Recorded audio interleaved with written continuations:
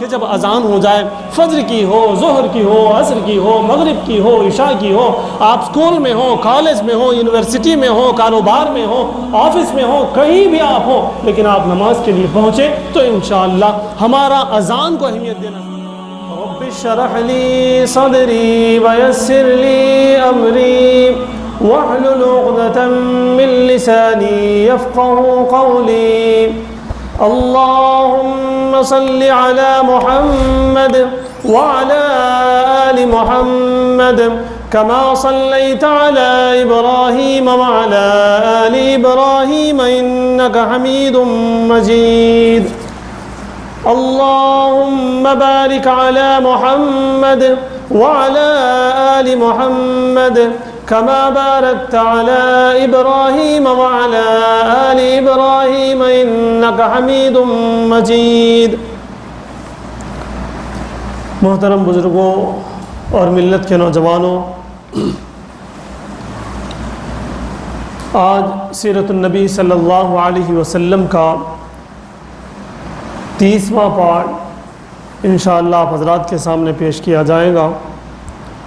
آج کے خطاب میں اذان کی ابتدا، اذان کی فضیلت اور آج کے مسلمانوں کا اذان کے ساتھ جو رویہ ہے اس پر بات کی جائے گی۔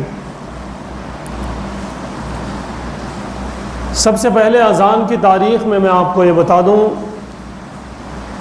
کہ نبی کریم صلی اللہ علیہ وسلم اور صحابہ کرام جب تک مکہ مکرمہ میں تھے اس وقت تک اذان کا گویا کہ کوئی تصور نہیں تھا۔ لوگوں کو اجتماعی نماز پڑھنے کے لیے، جماعت سے نماز پڑھنے کے لیے بلانے کا کوئی تصور وہاں پر نہیں تھا، اس لیے کہ جس کے بارے میں معلوم ہوتا ہے کہ وہ نماز پڑھ رہا ہے تو اس پر اسلام کے دشمنوں کی طرف سے جو یلغار ہوتی تھی اور جو ستانا ہوتا تھا وہ واضح تھا، اس لیے کوئی گنجائش نہیں تھی۔ لیکن جب ہجرت فرما گئے نبی پاک صلی اللہ علیہ وسلم اور صحابہ کرام تو پہلے ہی سال، ہجرت کے پہلے ہی سال اس کی ضرورت پیش ہوئی اور یہ بے چینی ہونے لگی کہ ابھی تو جماعت سے نماز پڑھنی چاہیے، اور یہ احکامات بھی مل گئے کہ نماز جماعت سے پڑھی جائے۔ اس کے بعد اب معاملہ یہ تھا کہ جب نماز کا وقت ہو تو لوگوں کو بلایا کیسے جائے، لوگوں کو اطلاع کیسے دی جائے۔ اس وقت صحابہ کرام متفکر تھے، صحابہ کرام سوچ رہے تھے، آپ صلی اللہ علیہ وسلم بھی صحابہ کرام سے رائے لے رہے تھے کہ کیا کیا جائے۔ اس وقت 4 طرح کی باتیں سامنے آئی، صحابہ کرام نے رائے دی۔ پہلی رائے یہ تھی کہ کسی بلند جگہ پر جا کر لوگوں کو آواز دی جائے کہ الصلاۃ قائمۃ، نماز قائم ہوا چاہتی ہے، نماز کی جماعت سے نماز ٹھہرنے والی ہے، آپ لوگ آ جائیں۔ ایک اور رائے یہ آئی کہ آگ لگا کر اشارہ دیا جائے، جب نماز کا وقت قریب آ جائے تو آگ لگا دی جائے جس سے لوگوں کو اس بات کا پتہ چلے کہ نماز ہونے والی ہے، جماعت کے لیے آ جائیں۔ ایک رائے یہ بھی آئی کہ یہودیوں کی طرح سینگ بجائی جائے، یہودی اپنی عبادت کو بلانے کے لیے جس طرح سے آواز نکالتے تھے، ایک طرح کی آواز، ایک سینگ سے آواز نکالی جاتی تھی، تو یہ رائے بھی سامنے آئی۔ بعض احباب نے یہ رائے دی کہ مجوسیوں کی طرح ناقوس بجایا جائے۔ ناقوس بھی ایک انسٹرومنٹ کا نام ہے جس سے آواز نکالی جاتی تھی، تو بتایا گیا کہ اس سے آواز لگائی جائے تو لوگ یہ سمجھ جائیں کہ اب نماز ہونے والی ہے تو وہ اپنے گھروں سے آ جائیں۔ لیکن نبی پاک صلی اللہ علیہ وسلم کو ان 4 رائےوں میں کوئی بھی پسند نہیں آئی، اور جتنے لوگ مشورے میں تھے ان لوگوں نے اس کو قبول نہیں کیا۔ بہرحال دن پورا ٹل گیا، رات میں سب لوگ اسی فکر میں سو گئے۔ تو رات کو حضرت عبداللہ ابن زبیر رضی اللہ تعالیٰ عنہ کو خواب میں یہ الفاظ سکھائے گئے جو آج اذان کے الفاظ ہیں۔ اذان کے الفاظ حضرت عبداللہ ابن زبیر رضی اللہ تعالیٰ، زید رضی اللہ تعالیٰ عنہ کو سکھائے گئے۔ انہوں نے نبی پاک صلی اللہ علیہ وسلم کو صبح صبح اس بات کی اطلاع دی کہ مجھے اس طرح کے الفاظ سکھائے گئے خواب میں۔ اور بھی صحابہ نے اس بات کا اظہار کیا کہ ہاں ہمیں بھی اس طرح کے الفاظ بتائے گئے خواب میں، جن میں حضرت عمر رضی اللہ تعالیٰ عنہ کا بھی نام بعض لوگوں نے لیا ہے کہ حضرت عمر رضی اللہ تعالیٰ عنہ کو بھی یہ الفاظ خواب میں بتائے گئے۔ نبی پاک صلی اللہ علیہ وسلم کو وحی کے ذریعے سے اطلاع دی گئی اور اس بات کو فائنل کیا گیا کہ یہی جو اذان ہے اللہ اکبر سے لے کے لا الہ الا اللہ تک، یہ الفاظ اذان کے لیے متعین کیے جائیں، نماز کو بلانے کے لیے متعین کیے جائیں۔ تو سن 1 ہجری میں ہجرت کے پہلے ہی سال یہ معاملہ ہوا اور اذان متعین ہو گئی۔ حضرت عبداللہ ابن زید رضی اللہ تعالیٰ عنہ کو اللہ کے رسول صلی اللہ علیہ وسلم نے حکم فرمایا کہ یہ الفاظ حضرت بلال رضی اللہ تعالیٰ عنہ کو سکھلا دیں، سنا دیں، ان کی آواز بلند ہے۔ سب سے پہلے وہ مؤذن متعین ہوئے، اسلام کے سب سے پہلے مؤذن وہی کہلاتے ہیں۔ یوں اذان کی ابتدا دین اسلام میں ہوتی ہے۔ اب آئیے اذان کے معنی ہم جانیں۔ اذان کہتے ہیں اطلاع دینے کو، خبردار کرنے کو۔ اذان کا مطلب ہے کسی چیز سے خبردار کر دینا، کسی چیز کی انفارمیشن دے دینا، اعلان کرنا، اس کے معنی ہے۔ اور شرعی اصطلاح میں یعنی شریعت میں اذان کہا جاتا ہے مخصوص الفاظ سے لوگوں کو نماز کے طرف بلانے کو۔ مخصوص الفاظ کیا ہیں؟ جو ہم آپ روزانہ اذان میں سنتے ہیں وہ مخصوص الفاظ ہیں، جن مخصوص الفاظ سے اذان دے کر لوگوں کو نماز کے لیے بلایا جاتا ہے۔ شریعت میں اذان کا مطلب یہ ہے۔ آپ نے جان لیا کہ اذان کی ابتدا کیسی ہوئی اور اذان کے کلمات کیا ہیں۔ اب آئیے ہم جانتے ہیں کہ اذان کا طریقہ اور اس کے احکام کیا ہیں۔ اذان کوئی معمولی چیز نہیں ہے، اسلام کے اندر اذان بہت محترم بالشان چیز ہے، اہم چیز ہے، شعائر اسلام میں سے ایک ہے اذان۔ اذان کا طریقہ یہ ہے کہ ٹھہر ٹھہر کر بلند آواز سے اذان دی جائے۔ اذان تیز اور سپیڈ دینے کی اجازت نہیں ہے، اس لیے کہ اذان کے کلمے کہے جانے کے بعد جب اللہ اکبر کہا جائے تو اس کا جواب دینے کا بھی موقع لوگوں کے پاس ہو، تو اس لیے اذان کو اطمینان سے اور ٹھہر ٹھہر کے کہنا چاہیے، دینا چاہیے، اور بلند آواز سے دی جائے۔ بلند آواز سے دینے کا مطلب یہ نہیں ہے کہ ہمارے محلے سے بھی آگے اذان کی آواز جا رہی ہو اور دوسروں کو ڈسٹرب ہو رہا ہو، اتنی تیز آواز بھی نہ ہو کہ مسجد کے آس پاس رہنے والوں کو گھن ہو، اور اتنی بے ڈھنگی انداز سے بھی اذان نہ دی جائے کہ جس سے سننے والوں کو کراہیت ہو، سننے والوں کو تکلیف ہو۔ اذان کو سیکھا جائے، اذان کو سکھایا جائے، بڑے اچھے انداز میں اذان دی جائے۔ اللہ کا نام لیا جا رہا ہے، رسول اللہ کا نام لیا جا رہا ہے، نماز کے لیے بلایا جا رہا ہے، کامیابی کی طرف بلایا جا رہا ہے، تو بہت اسموتھ آواز ہو، اچھی آواز ہو، اچھے انداز سے اذان دی جائے، یہ اس کا حق ہے۔ آواز کے بارے میں نے آپ کو بتایا کہ آواز بھی اتنی زیادہ بلند نہ ہو جس سے لوگوں کو تکلیف ہو، اور اتنی زیادہ آہستہ بھی نہ ہو کہ آواز نہ جائے، بلکہ مائک سیٹنگ ایسی ہو کہ آواز پھیلے ضرور لیکن لوگوں کو اس سے الجھن نہ ہو، اور جس بستی میں جس ایریے میں مسجد ہو اسی تک وہ محدود ہو، اتنی زیادہ آواز نہ ہو کہ بھئی دوسرے محلوں تک آواز جا رہی ہو اور ان کو بھی ڈسٹرب ہو رہا ہو، اس لیے کہ اذان کا جواب دینا بھی ضروری ہوتا ہے۔ جہاں تک آواز جائے گی وہاں تک اذان کا جواب بھی دیا جائے گا، تو محدود ہو، اور جہاں پر پابندیاں ہوں وہاں پر اور زیادہ محدود کر دیں، اور جتنی گنجائش ہو، جتنا وہاں پر اجازت ہو، اسی اعتبار سے اذان کی جو ہے آواز رکھی جائے۔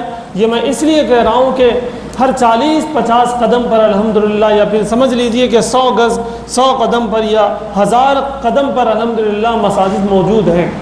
چندہ اتنی ضرورت نہیں ہے کہ زیادہ شور شرابہ کیا جائے۔ مسجد کے احاطے میں، مسجد کے ایریے میں جتنے مسلمانوں کے گھر آتے ہیں وہاں تک اگر ہماری اذان کی آواز جاتی ہے تو ہمارا یہ کام ہو چکا، بہت اچھے انداز سے ہو چکا۔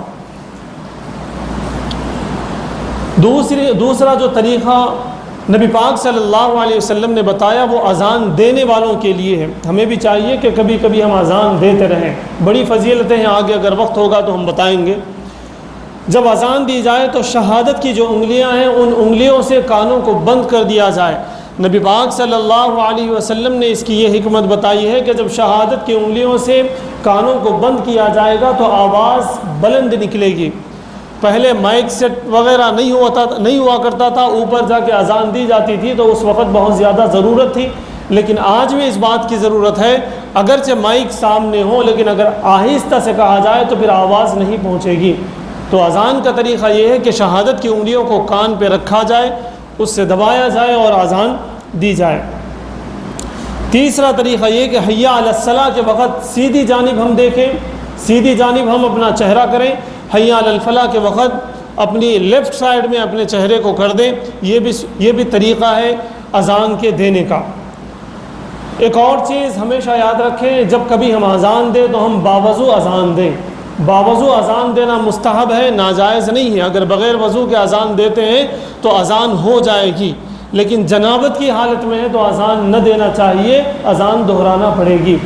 طہارت ہی نہیں ہے، اذان دینے کی اجازت نہیں ہے۔ وضو نہیں ہے تو اذان دی جا سکتی ہے اور دہرانے کی ضرورت نہیں ہے، لیکن بغیر طہارت کے اذان نہ دی جائے۔ ایک اور بات ذہن میں رکھیں کہ اذان نماز کا وقت ہونے کے بعد اذان دینی چاہیے۔ نماز کا وقت نہیں ہوا، ابھی اذان دی جا رہی ہے تو نماز کا وقت آنے کے بعد پھر سے اذان دہرائی جائے گی، وہ اذان کافی نہیں ہوگی۔ یہ حکمت اس لیے ہے کہ جب اذان ہوتی ہے تو عام طور سے جو خواتین ہوتی ہیں وہ سمجھتے ہیں کہ اذان ہو گئی تو نماز کا وقت ہو گیا، اس لیے وہ نماز پڑھنے میں لگ جاتی ہیں۔ اگر کوئی مسافر ہے یا کسی کو سفر پہ ہے، اگر کوئی کسی پروگرام میں ہے، وہ مسجد نہیں آ سکتے تو وہ احباب بھی کیا کرتے ہیں، اذان ہونے کی وجہ سے نماز ادا کر لیتے ہیں، تو ہمارے اذان دینے کی وجہ سے ان کی نماز نہیں ہوتی۔ اس لیے وقت ہونے کے بعد، نماز کا وقت ہونے کے بعد اذان دینے کا حکم ہے، اس سے پہلے اذان دیں تو وہ نماز کے لیے کافی نہیں ہے، پھر سے اذان دینا پڑے گا۔ اذان کے بعد کی دعا بھی پڑھی جائے۔ عام طور سے اس سے بہت زیادہ ہم لوگ لاپرواہی کرتے ہیں کہ اذان کے بعد کی دعا نہیں پڑھتے، لیکن بہت محترم بشان دعا ہے، بہت اہم دعا ہے۔ اس میں نبی پاک صلی اللہ علیہ وسلم کو مقام محمود کے لیے اپیل کی گئی ہے، دعا کی گئی کہ اللہ نبی پاک صلی اللہ علیہ وسلم کو مقام محمود، ایک مقام ہے، ایک جگہ ہے، ایک پوزیشن ہے، وہ دیا جائے۔ اللہ رب العزت تو وہ دیں گے ضرور، لیکن اگر ہماری بھی دعا اس میں شامل ہوگی تو ہمیں بھی ثواب ملے گا۔ اسی وجہ سے کہا جاتا ہے کہ کسی بھی نیک کام کی اگر ابتدا ہو رہی ہو کہیں تو ہمیں چاہیے کہ ہم اس کے لیے دعائیں کریں۔ مسجد بن رہی ہے تو ہم اس کے لیے دعا کریں کہ اے اللہ مسجد بننے میں آسانی ہو جائے۔ اگر کوئی مسافر ہو، اس کے لیے پریشانی ہے تو ہم اس کے لیے دعا کریں کہ اے اللہ اس کی پریشانی کو دور فرما دیجیے، اس لیے کہ مسجد کی تعمیر تو ہونی ہے، مسافر کو کوئی نہ کوئی سہارا بننے والا ہے، لیکن ہماری دعا بھی اگر اس میں شامل ہو جائے گی تو ہمیں بھی اس کا ثواب ملے گا۔ یہ چند چیزیں تھیں جو اذان کے ابتدا اور اذان کے احکامات کے سلسلے میں آپ حضرات کے سامنے آئیں۔ اب آئیے ہم جانتے ہیں کہ اذان کی اہمیت کیا ہے اور اذان کے ساتھ ہمارا رویہ کیا ہے۔ اذان کی اہمیت کے بارے میں نبی پاک صلی اللہ علیہ وسلم نے اتنے سارے احادیث بیان فرمائے ہیں، اتنے سارے احادیث فرمائے ہیں، بیان فرمائے کہ پڑھتے پڑھتے اور سنتے سنتے لوگ تھک جائیں گے۔ میں ان میں سے چند آپ حضرات کے سامنے پیش کروں گا، پھر اس کے بعد میں بتاؤں گا کہ ہمارا حال اذان کے ساتھ کیا ہے، ہمارا ایمان اذان کے ساتھ کس کس طرح کی اجازت دیتا ہے اور ہم کیا اقدام کرتے ہیں۔ نبی پاک صلی اللہ علیہ وسلم نے ارشاد فرمایا، اذان دینے کا جو ثواب ہے اگر وہ لوگوں کو معلوم ہو جائے، اور اسی طرح سے پہلی صف میں بیٹھنے کا جو ثواب ہے اگر وہ لوگوں کو معلوم ہو جائے، میرے اور آپ کے پیارے آقا محمد رسول اللہ صلی اللہ علیہ وسلم نے ارشاد فرمایا کہ لوگ جنگ کرنے کے لیے تیار ہو جائیں، لوگ اپنے ساتھ تلواریں لے کر حاضر ہو جائیں اور کہیں کہ میں اذان دوں گا، کہیں کہ میں پہلی صف میں بیٹھوں گا۔ اتنا زیادہ اجر اور ثواب ہے اذان دینے کا۔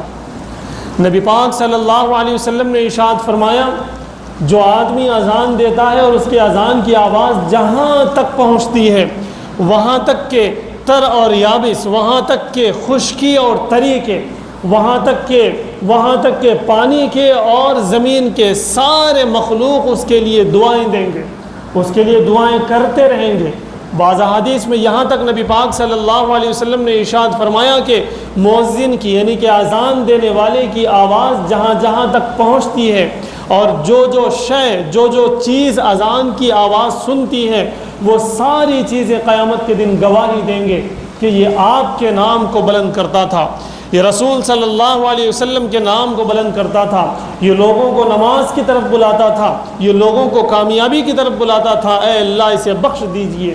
یہ فضیلت ہے اذان کی، اذان دینے کی، اذان دینے والے کی۔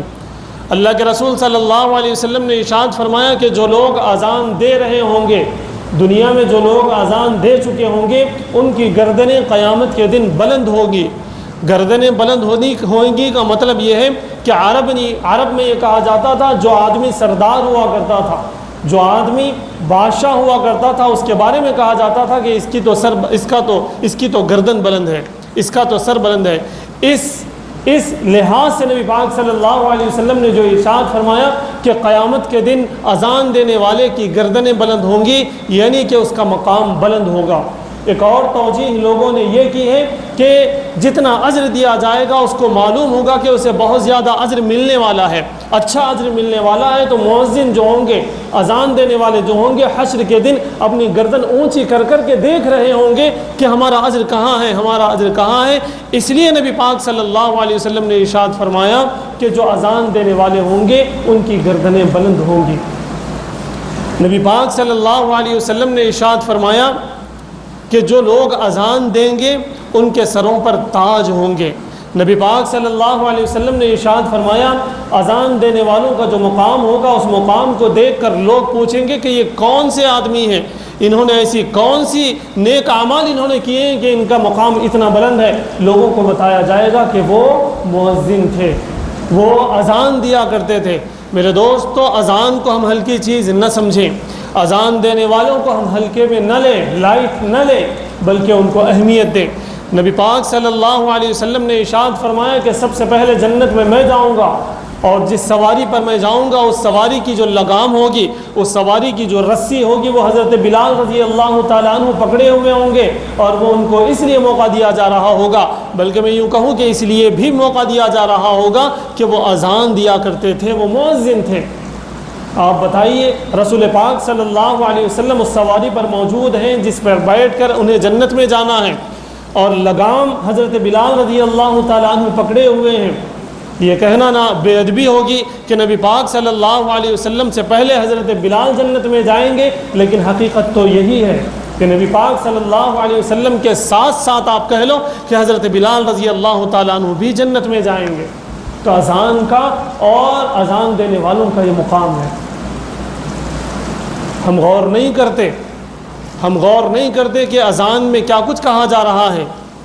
کہا جا رہا ہے اللہ اکبر، اللہ اکبر۔ مؤذن کہتا ہے کہ اللہ اکبر، اللہ اکبر، اللہ سب سے بڑا ہے، اللہ سب سے بڑا ہے۔ کیا پیغام ہمیں مل رہا ہے؟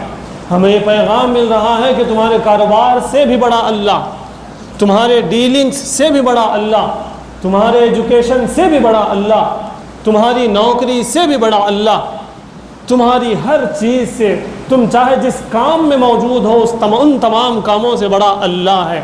افسوس ہے کہ آج ہم اذان کا مطلب سمجھنے سے رہے، افسوس ہے کہ آج ہم اذان کی کیفیت کو، اذان کی روح کو، اذان کے مطلب کو، اذان کے مقصد کو ہم سمجھنے سے رہے۔ اذان جو مؤذن اذان دیتا ہے اور کہتا ہے اللہ اکبر، اللہ اکبر، دوستو جان لو، ہم چاہے جو کام کر رہے ہوں، چاہے جس اہم میٹنگ میں ہم موجود ہوں، چاہے جس اہم کام میں ہم موجود ہوں، ہمیں اس بات کو یقین سے بدلنا ہوگا۔ مؤذن یہ کہہ رہا ہے کہ اللہ سب سے بڑا ہے، تم جس کام میں مصروف ہو اس کام سے بھی اللہ بڑا ہے۔ آپ کو میں بتاتا چلوں، صحابہ کرام رضی اللہ تعالیٰ عنہ اجمعین جب نوالا اٹھاتے، اذان کی آواز آتی تو میرے دوستو اس نوالے کو منہ میں نہ لیتے، اس نوالے کو چھوڑ دیتے اور نماز کے لیے پہنچتے۔ ایک صحابی رسول صلی اللہ علیہ وسلم کے بارے میں آتا ہے کہ ان کو اللہ رب العزت نے بہت اونچا مقام دے دیا، جنت میں بڑا اونچا مقام دے دیا۔ صحابہ نے پوچھا، عرض کیا کہ یا رسول اللہ انہیں کیوں یہ مقام دیا گیا؟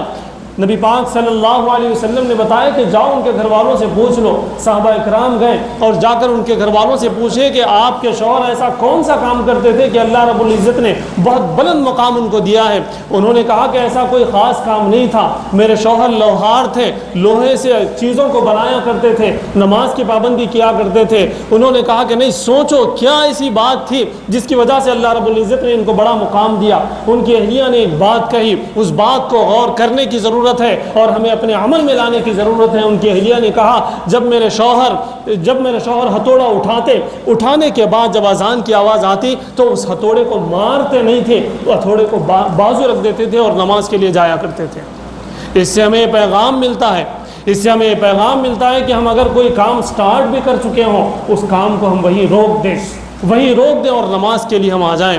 مؤذن جو اللہ اکبر کہتا ہے کہ اللہ سب سے بڑا ہے، ہر کام سے بڑا ہے، جب گویا کہ اس سے زمین پوچھتی ہے، آسمان پوچھتا ہے کہ کون اللہ ہے جو بڑا ہے، مؤذن کہتا ہے اشہد اللہ الہ الا اللہ، اشہد اللہ الہ الا اللہ۔ وہ اللہ سب سے بڑا ہے جو سارے جہان کا پالنے والا ہے، وہ اللہ سب سے بڑا ہے جس کے علاوہ کوئی معبود نہیں ہے، وہی عبادت کے لائق ہے، اسی نے سارے جہان کو پیدا کیا ہے۔ اے لوگوں، اسی نے تم کو پیدا کیا ہے، تمہاری اولاد کو پیدا کیا ہے، تمہارے کاروبار کو اسی نے بنایا ہے، سارے جہان کو اسی نے بنایا ہے۔ اس اللہ کے لیے تم چلے آؤ۔ گویا کہ سارے لوگ مؤذن سے یہ پوچھ رہے ہیں تمہیں کیسے پتا چلا کہ اللہ سب سے بڑا ہے؟ تمہیں کیسے پتا چلا کہ اللہ نے سارے جہان کو بنایا ہے؟ مؤذن کہتا ہے اشہد ان محمد رسول اللہ، اللہ کے رسول صلی اللہ علیہ وسلم نے بتایا، اللہ کے رسول صلی اللہ علیہ وسلم نے بتایا کہ اللہ سب سے بڑے ہیں۔ اللہ کے رسول صلی اللہ علیہ وسلم نے بتایا کہ سارے جہان کو بنانے والا اللہ ہے۔ اب کوئی وجہ باقی نہیں رہے گی میرے دوستوں کہ ہم نماز کے لیے نہ آئیں۔ ہم جان چکے ہیں کہ اللہ سب سے بڑا ہے، ہم جان چکے ہیں کہ عبادت کے لائق وہی ہے، ہم جان چکے ہیں کہ اس پر نبی پاک صلی اللہ علیہ وسلم نے گواہی دی ہے۔ پھر اس سے پوچھا جاتا ہے گویا کہ بھائی کیا کریں پڑھ کے نماز؟ تو کہتا ہے مؤذن کہتا ہے حی علی الصلاۃ۔ تو بتا کیا کریں؟ کیا اللہ اگر کسی سب سے بڑا ہے، نبی پاک صلی اللہ علیہ وسلم نے بتایا کہ اللہ سب سے بڑا ہے، تو ہم کریں کیا؟ مؤذن کہتا ہے حی علی الصلاۃ، حی علی الصلاۃ، نماز کے لیے آ جایا کرو، نماز کے لیے آ جایا کرو، اپنے تمام چیزوں کو چھوڑ دو، اپنے تمام کاموں کو چھوڑ دو اور اس رب کے یہاں حضور حاضر ہو جاؤ اور سجدہ ریز ہو جاؤ جس نے تمہیں بنایا، تمہاری اولاد کو بنایا، تمہارے کاروبار کو بنایا، تمہارے کام بگاڑنے والا وہی ہے، تمہارے کام بنانے والا وہی ہے، تمہیں صحت دینے والا وہی ہے، تمہیں بیماری دینے والا وہی ہے، تمہیں پاس کرنے والا وہی ہے، تمہیں فیل کرنے والا وہی ہے۔ آؤ تو صحیح اس کے حضور آؤ اور سجدہ کرو۔ یہ مؤذن کا مطلب ہے۔ اچھا دنیا پوچھتی ہے کہ بھئی نماز پڑھنے سے ہوگا کیا؟ مؤذن کہتا ہے حی علی الفلاح، حی علی الفلاح۔ یہ نماز کامیابی کا راز ہے، یہ نماز کامیابی کا نتیجہ ہے۔ آؤ تو نماز تو پڑھو، تمہیں کامیابی ملے گی۔ فلاح کا مطلب ہوتا ہے میرے دوستو دنیا کی بھی کامیابی، آخرت کی بھی کامیابی۔ یہ ایک ایسا لفظ ہے الفلاح، حی علی الفلاح، کہ کامیابی کی طرف آؤ۔ مؤذن کہتا ہے کہ تم سمجھتے ہو ایجوکیشن میں کامیابی ہے، نہیں، نماز میں کامیابی ہے، اللہ کی بڑائی میں کامیابی ہے، اللہ کی عبادت میں کامیابی ہے۔ تم سمجھتے ہو کہ دکان میں کامیابی ہے، ہرگز نہیں، ایسی بات نہیں ہے۔ کامیابی تو نماز میں ہے۔ آؤ تو صحیح اور نماز تو ادا کرو، کامیابی کو پا تو لو، پھر جا کے جو کرنا ہے وہ کرنا۔ تو مؤذن جو کہتا ہے کہ حی علی الفلاح، ہمیں کامیابی کی طرف میرے دوستو مؤذن بلاتا ہے، لیکن ہم دوسرے تمام کے تمام چیز کرتے ہیں کامیابی کے، لیکن ہم نماز کے لیے نہیں آتے۔ آج ہمارا حال دیکھ لیجئے، آج ہمارے گھروں کا حال، ہماری گلیوں کا حال، ہماری بستیوں کا حال، ہمارا اپنا حال کیا ہے؟